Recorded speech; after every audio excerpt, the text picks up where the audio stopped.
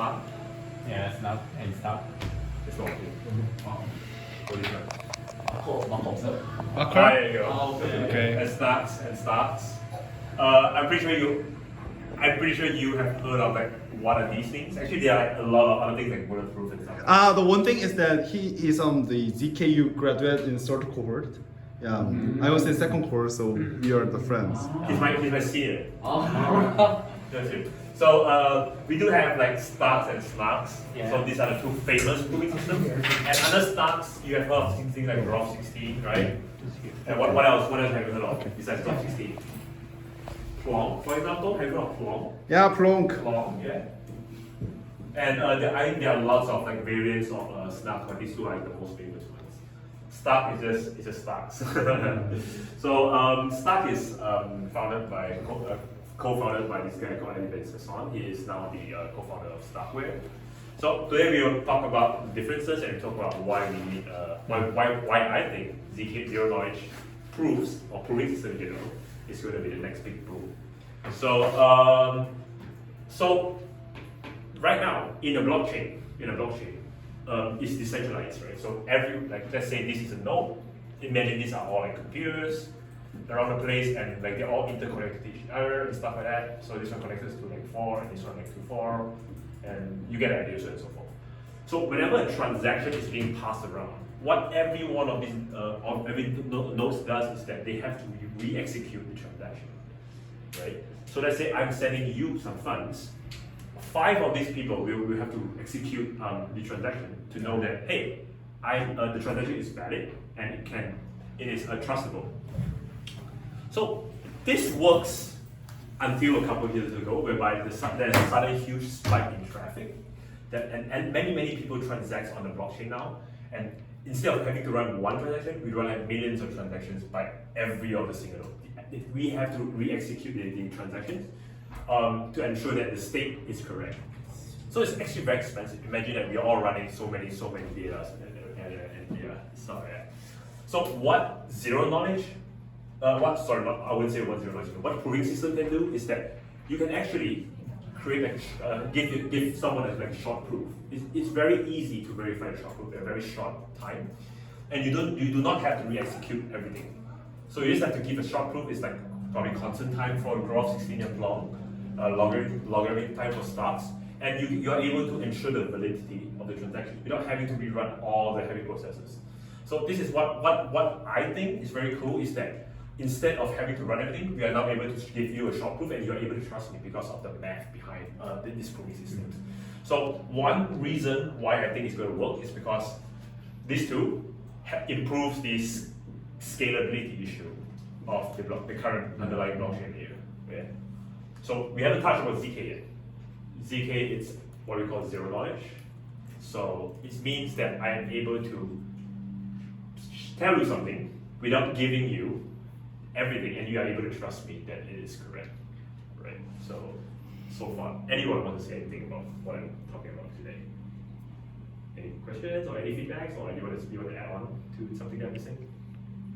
Are there any kind of proofs other than this? Yeah, there are actually a lot of proof, like a Marlin, Fractal, Sonics, Supersonics, Turbo Plonk, like plenty, a lot of types of SNARKs and SNARKs as well, but there are like minor differences between each of the proofs, and to be honest, I am not very sure of the underlying math. Some proofs changes a bit of the polynomial commitment scheme, and then they call it another name because they think that it's better in some way. So yeah, so these two are the most common ones, and anyone wants to share what the difference between SNARK and SNARKs? What do you think are differences between SNARK and SNARKs? I heard that SNARK has the resistance on quantum computing. Sorry. Quantum resistant. Yeah. Do you want to know what you want to share? Why do you think it's quantum resistant? I don't really deeply on how SNARK work. It uses hash function. Exactly. So the reason why SNARK is quantum resistant is because hash functions are generally unstructured. So it is predicted that quantum computing is not able to figure out the unstructured manner of how hash functions work. If it does, all you need to do is just have to change the hash function into something that's quantum proof. So a bit of something that I would like to go deeper a bit. How SNARK works is that it relies a lot on Merkle trees, and you hashes the Merkle trees together using some hash functions to form the root, and that's why SNARKs use a lot of hash functions, and therefore it is thought to be quantum proof. I'll be very careful, quantum proof. So what is SNARKs about? Like I mean, yeah, this is not quantum proof, but why do we think that SNARKs are not quantum proof? Anyone knows like the underlying basic math behind SNARKs? Okay, so generally SNARKs rely on this thing called the discrete log problem. Anyone heard of the discrete log problem? Let me try it. Discrete log problem. 23 로그 문제. I have no idea what it is. Anyone know Discrete what log discrete log problem. So it basically, in given a prime field, f of p, right? And it is known that let's say f of p has a generator G, for example, and actually this is it has to be a group, but I'm like hand waving. It's not very accurate, but so let's say x times G equals to y, for example, in this group. So G is a generator. So we know that x times G equals to y, but given only y and G, it is very, very hard to find what x is. So this is actually the basis of how private and public key works. These are like groups in an element, and if the field is very large, it is very, very hard for the computer to figure out what is the reverse of it. So SNARKs rely a lot upon this concept, the discrete log problem, and it is believed that this one has like some mathematical structure that the quantum computer can exploit, and therefore can crack can give you like a fake proof or something like that. So yeah, something that you bring up is pretty cool. What are the differences between SNARK and SNARKs? Do you think that exists? Any more differences? Have you guys heard of this thing called trusted setup? Trusted setup. So it is generally known that SNARKs require like a trusted setup, and SNARKs we do not need a trusted setup. So why do we need a trusted setup? I recall it's something to do with the initial generation of, so to say, in the discrete log problem, you need an initial generation of, so to say, the private and public key, and the first generation is, so to say, you have to have a trusted source to do it. Is that right? You are almost correct. Okay. Like, I get what you're trying to say. Yeah. I think that. You would add on? Yeah, and that key can be used to make a like fake proof of every single. Okay, so let me try to explain. What is a trusted setup? So basically, that is a random number that you use that random number to generate what we call the common reference string, or something different being known as structured reference string, SRS or CRS. I do not know what's the difference. And you have to discard the number. If you do not discard the number, people are able to generate fake proofs, like what you said. So why actually do we need that number? So these two require trusted setup, but they are different. I will talk about Plong because I'm only familiar with Plong. So let's say we have a random number of s. Okay? This s is our secret number. We are going to discard it later. So what is going to actually happen is that we are going to multiply s with g, and s squared g, s cubed g, and so on and so forth until like s, I think some millions or billions, so s like I don't know 10 to the power of maybe 7 or 8, I don't know, depends, g. And these are basically what we call SRS. And then once we have generated this one, we need to ultimately destroy S, so that no one in the world will know what S is. And with all these group elements, we are able to use it in our proof, to generate proofs in later stage. Okay. So yeah, this is why we need the trust. This is what trusted setup are. and it's normally used in SNARKs. Yeah, to make it, and it's very nice because trusted setups really makes the proof really succinct. So SNARKs have the smallest proofs, like way smaller. I think in terms of like in 2 kilobytes or something. I may be wrong, but this is like I think 20 kilobytes or 200 kilobytes. It's like 1 or 2 magnet, like the order, greater order. 100 kilobytes. I don't remember, but yeah. So yeah, these are content proofs. So yeah, so that's why you need trusted setup. And the math, if you're interested, we'll talk about it later if you're interested. I can't really recall my head, but I don't need to like try to like figure things out, maybe make some mistakes. I'm not really confident, but yeah, the math behind Plonk is a really. So okay, so how the Plonkish method remove the trusted setup. yeah, the additional circuit specific the stages of proving the another test setup. Well, the reason why the word Plonkish comes up is that other systems, they kind of use the way Plonk arithmetize the circuit, but they change the polynomial commitment. So when it comes to generating a proof, the most important thing is what we call is the PCS polynomial commitment scheme. There are lots of PCS out there. For example, SNARKs uses Fry protocol. Yeah. I have no idea. I forgot what blocks they use. Probably like knowledge or like an argument or something like that. But yeah, so it happens that because Plonk uses this thing called a KZG or Kate commitment scheme, you require a structured setup in a Kate commitment scheme, and that's why Plonk requires this form of trusted setup. And the reason why some Plonkish circuits do not require a trusted setup is because they do not use KZG. They use probably something like bulletproofs. Bulletproofs do not require trusted setup. They are also bound by the discrete logs difficulty. Yeah. But bulletproofs are generally very how can I say? It's not constant time. It's you need like a linear time to verify the process. So it's not exactly succinct. And to be honest, bulletproof is not really SNARK because SNARKs require to be succinct. The definition of succinct is that the verification time has to be way smaller than execution. But bulletproof is not. So bulletproof is kind of like long to verify. Yeah. What's SNARK? It's not exactly a SNARK. Yeah, there you go. Why some SNARKs do not have trusted setup? Because they are not using the PCS that requires a trusted setup. And for example, like Hello 2, they uses bulletproof, and they are actually technically not SNARKs anymore.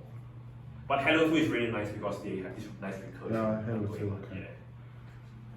That's about SNARKs and SNARKs.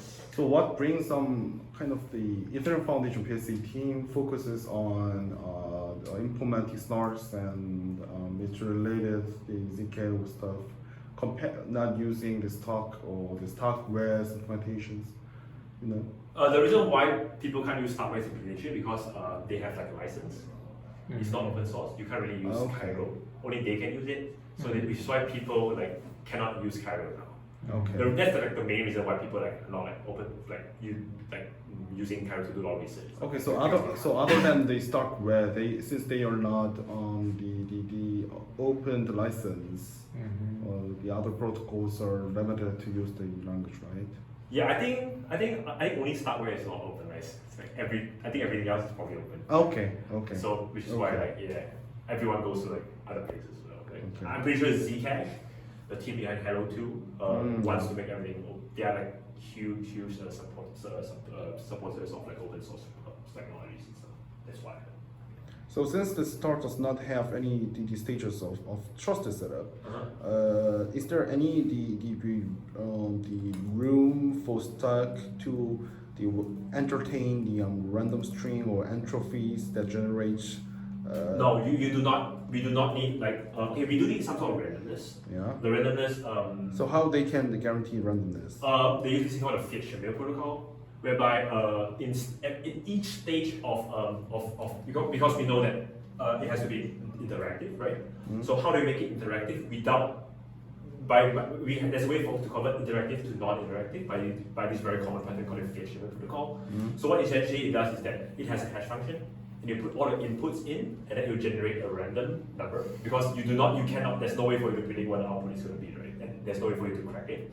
And so by using this technique, that's the random number that comes out from the other end of the hash function will become the random number that goes to the next stage, and so on and so forth. So that's how they use Fiat-Shamir to convert an interactive protocol to a non-interactive. Yes. So what you have mentioned was kind of the implementations on the Gcash initial phase setup, right?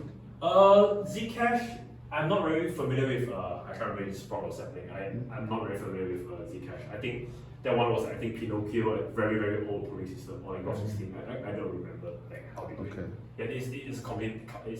There's some kind of different math, but yeah. Okay. Yeah. Okay. I think they use a lot of homomorphic encryption or something like that. Yeah. Mhm. Yeah.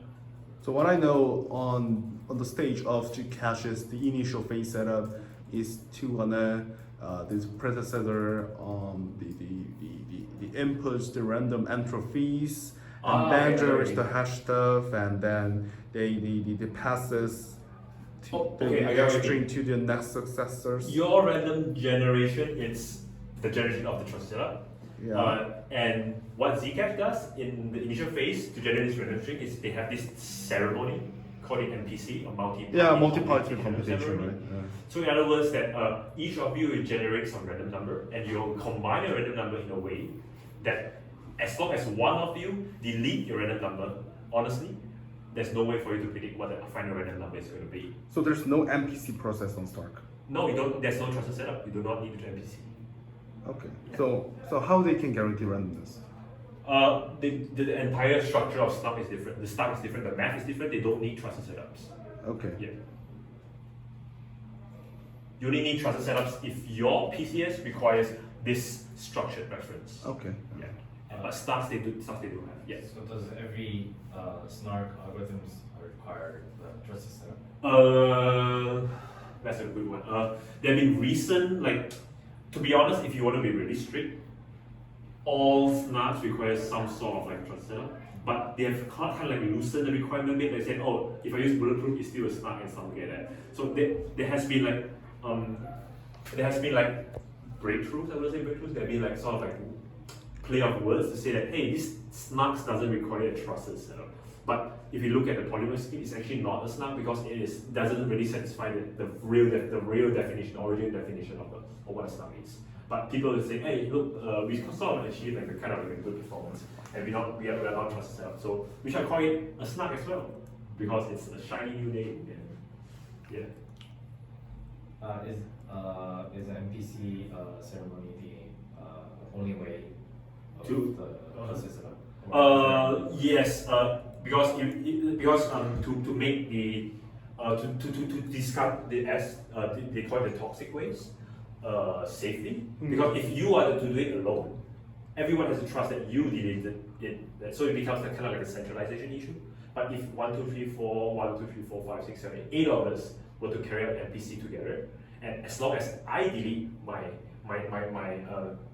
secret, none of you are able to guess what the there's no secret way is. to restore it, right? So yes, MPC is probably the only way to create a very trustable trusted setup. That's why it's called trusted setup. Yeah. So I don't know that much about talk, but when it comes to SNARK, the N stands for non-interactive. Does it mean that talk assumes that there is some interactive between the proofer and the testers?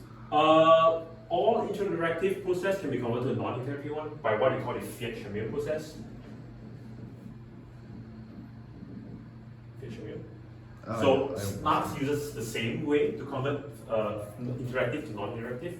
SNARKs uses also Fiat-Shamir to convert interactive to non-interactive. So SNARK is also non-interactive. They assume that. Yes, they can use Fiat-Shamir to convert interactive to non-interactive. That's a hash oracle. Yes. So the input from the previous process will go to the hash, and then you spit out a kind of a random number because we are not able to guess right from the input, and then that will be the next random beacon, and we go to the next step, and everything just repeats, and it becomes non-interactive because I am able to give you one script, and you're able to trust that the random number is being generated correctly because you trust that hash function is random. Yeah. Cool. How long did I talk? So what brings you to focus on starting these days? Not just SNARKs.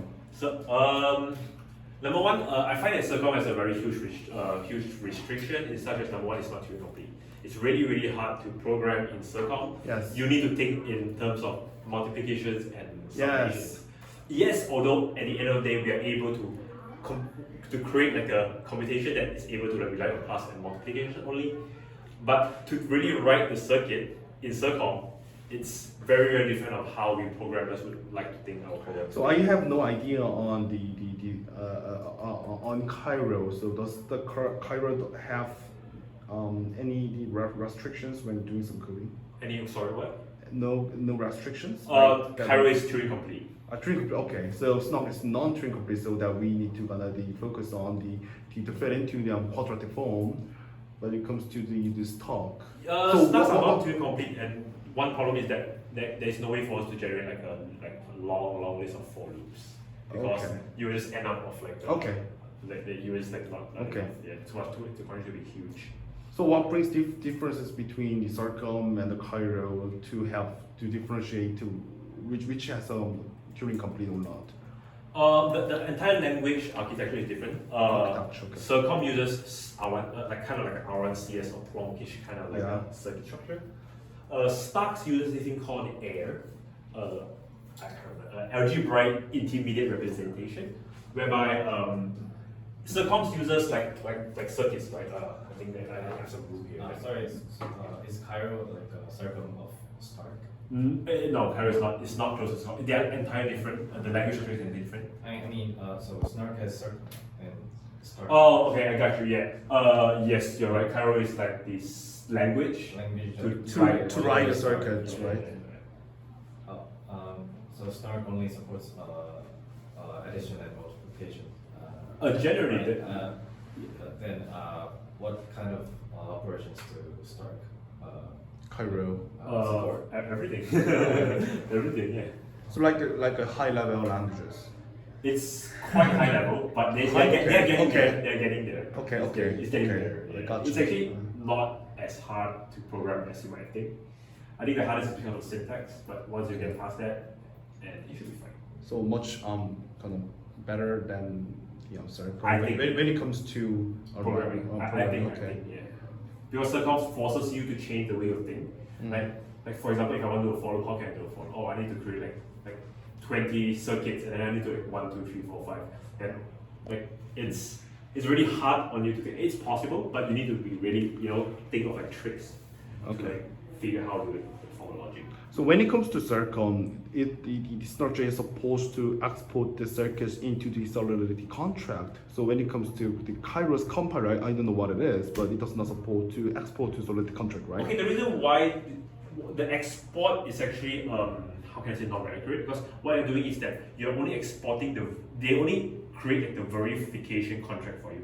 The circuit itself is not common. Oh yeah, right. It's only the verification that you need, because what people do in SNARKs is that they have a circuit which they use off-chain and they generate a proof from the circuit, and they need to verify the computation of the circuit somewhere. Right? Normally, it's going to be on a blockchain. So the SNARKs team has created this verifier.sol file, which you can deploy to the blockchain, and you can just send your proof to the contract, and the proof will say, hey, this proof is valid or not. So it's actually just doing some math to verify that your proof is correct. It's actually not exporting circuits. Yeah. Circuits are all still. Okay, then the verifier contract is exportable from the SNARK. Right now it's not. None. Right now it's not. You can't do it yet right now. Okay, Yeah. so they plan to do so to expand their ecosystems. No, I don't. It's Okay. it's a good question. I don't know. Yeah. Okay. I don't know. Okay. So the Cairo is only supported within the software compatible networks. Basically, only software can use because of the license. Right? Okay. And that's why we have you guys know this thing called Polygon Zero? Yeah. It's by Bobbin, and he also uses Spark, but he has to write a different language. He can't use Cairo. Why? Okay. Because Cairo is he doesn't have a license to use Cairo. So they are totally different from the scratch. Okay. They totally have to build Okay. from scratch. Yeah. Okay. Yeah. That's what I heard. Yeah. Cool. I hope that explains. I hope I hope you guys enjoy. So when it comes to the SNARK.js, the front end, the computes the proof based on the already deployed the WebAssembly file, and they export it to the code data, which is to be injected in the Solidity contract. So when it comes to stock, so if we say, is there any way from the front end to generate the proof? If which library support? Actually, there is, but I don't know how. There is, but I don't know how. I've not done that yet. So yeah, I get what you're trying to say. You're trying to like create a proof with stars, and then you want to verify it somewhere. But I. So how Jian constructs the front end right now? What she's doing is that our underlying kind of like a layer is StarkNet. Okay. So you can think of like the StarkNet as like a blockchain whereby I can deploy a contract and then you can read from the contract and stuff like that. So everything over there is the same as we understood blockchain before. The difference is that StarkNet from time to time will publish like a proof to the main chain, to the Ethereum chain, and there's a verifier on the Ethereum side that says that all of these transactions are valid. So, okay. So yeah. So the verifier contract is on the Ethereum anyway. Yes, but the verifier contract is written by the Starkware team. Okay, so all the computation is done within the Starkware stuff, and if you need any kinds of the general knowledge computation to verify whether the proof is valid or not, then it communicates with the Ethereum L1 chain, which is the already deployed verifier contract, and gets the result whether your proof is valid or not, which is computed on the L1 chain's contract. That's right. Oh, interesting. Because the reason why Starkware does that is because Starkware is actually essentially a layer 2 solution. Mm-hmm. So layer 2 is like they separate the execution from the. Oh, interesting. Yeah. So Cairo is like a contract language for StarkNet. Actually, Cairo is a general purpose language, but StarkNet uses a subset of Cairo to like. Okay. Yeah. It's a language for you to generate proofs. So interesting question. StarkNet is a layer 2 solution, and the execution has been dumped on the layer 2 solution. And what you need to do is that you need to generate a small proof so that the underlying block main chain, which is expensive, can verify, and every of the execution is mathematically proven to be correct. So then, which layer computes the proof, generates the proof, like off-chain or StarkNet? StarkNet has this thing called the sharp prover. So it's like a sequencer. So whereby every one of us sends our transaction to the centralized. It's a centralized sequencer for now, and then the centralized sequencer will produce like a huge proof. Okay. Like not a huge amount of proof. Okay. Yeah, it will be sent to the main chain from time to time. Well, like, Okay. theoretically, anyone can do that, right? Theoretically, anyone can do that. Yeah. Theoretically, anyone can do that. Interesting. So when it comes to Snark, the front end needs to have the already computed, already exported WebAssembly file to generate the proof. Right. But when it comes to Starkware, there is some StarkNet. There is a public the method to generate the proof, which is accessible to all on the blockchain. Well, StarkNet is like not for you to like do like something like circumventor. It's a different thing for now. You can think of StarkNet as like a blockchain. Okay. It's like a blockchain, like a layer 2 blockchain. It's like optimism, but obviously. So anyhow, anyone can access to the StarkNet to generate a proof of the designated circuit. No. They don't generate proof. The prover does. You only send transactions to the prover, and the prover generates the proof, which they will use the proof, send it to the L1 chain, and verify that your transaction is being carried out correctly. So this is the layer 2 method. And StarkNet doesn't use circuit; it uses AIR scripts, AIR. So you cannot think of it as circuits anymore. So let me. I'm a prover. I want to prove I have more than 100 USDCs on the StarkNet, for example. So to generate the proof that I have more than 100 USDCs without revealing the true balances. When it comes to Snark, what I know is that to generate the proof based on the WebAssembly file on the front end, then communicate with the Solidity file verifier contract on the Ethereum, for example. Right. So, I'm a prover where I can't generate proof then. Okay, let's not talk about StarkNet because StarkNet is like a blockchain. So Okay. if you want things to be private, there's this thing called a hint in Cairo. And again, you become the person who generates the proof, right? It's definitely possible. Everything is possible. Everyone you mentioned is possible right now. But right now, StarkNet doesn't really support zero knowledge on chain because it doesn't really make sense in an account-based model. So right now, StarkNet is only as a layer 2 scaling solution. Also, there is no way to generate proof on using StockNet or Stockware compatible softwares. You can. Oh shit. Oh, my MacBook is now. Yeah. Okay. What I want you to like Shit. 아, Oh shit. The water color is brown. So that's It's a tea. It's tea. ZKS is just a general purpose blockchain, yes, essentially StarkNet is a general purpose blockchain. but it's not EVM. It's made out of. It's not EVM, it's Cairo. Cairo VM. Caribbean.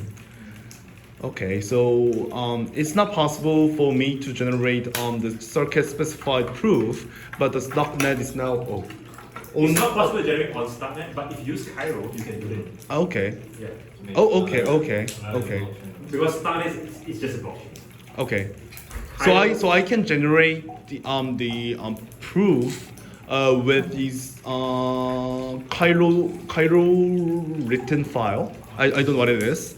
And then after I communicate with the Cairo generated file, I might receive some proof then, right? And then where can I verify my proof? Anywhere. Anyone who has like the verification algorithm, anyone can. Okay. So It's like it's just a math. Oh, okay. So which blockchain is supposed to be deployed of a verified contract? If you can write the verified contract on Solidity, you can deploy on all Solidity environment. It's just some math. Okay, then it's not so at this point it's not possible to export verification contract to Solidity right now. Yeah. Is it possible to If you can write, you can. If you can write your own. okay, I can do that, right? You can, Okay, so can I just export and the Stockware supported language like Cairo? Yeah. If you Okay. know how it works, how to generate proofs, how to write, then you can. But So there is no way to auto generate for now, verification no. contract For now, no. at this point. Are Okay. they opening source the Okay. prover? Probably no. Because- Not yet. I hope. I don't think so. So you have no chances to write something like the ZK the apps on StockNet yet, right? Not yet. No. Okay. So since the writing the verification contract from the scratch is the fucking hard, so I got the point. Okay. Cool. I hope everyone enjoyed the session. Wow, I really loved. So I leave it on your race. I think the problem is this. Okay.